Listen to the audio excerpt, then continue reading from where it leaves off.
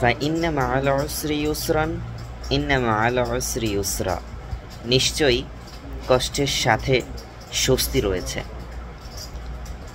স্বস্তি বলতে আল্লাহ সুবহানাহু ওয়া তাআলা আমাদেরকে বুঝিয়েছেন, যখনই কষ্ট তৈরি হবে বা কষ্ট হবে তখনই আমরা স্বস্তির দেখা পাব।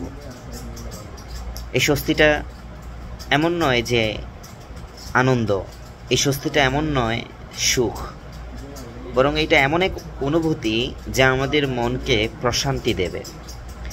যেমনটা হতে পারে, আপনি যখন কষ্ট পান তখন বেশিরভাগ সময় আপনি আল্লাহ সুবহানাহু ওয়া তাআলার শরণাপন্ন হওয়ার চেষ্টা করেন।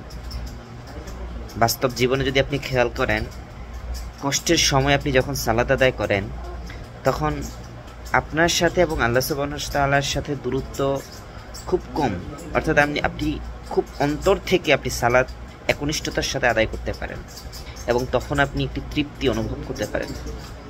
সেটাই হচ্ছে স্বস্তি। আল্লাহ সুবহানাহু ওয়া তাআলা বলেছেন, ফাইন্না মাআল উসরি ইউসরান ইন্না মাআল উসরি ইউসরা, কষ্টের সাথেই রয়েছে স্বস্তি, নিশ্চয়ই কষ্টের সাথেই রয়েছে স্বস্তি। আলহামদুলিল্লাহ।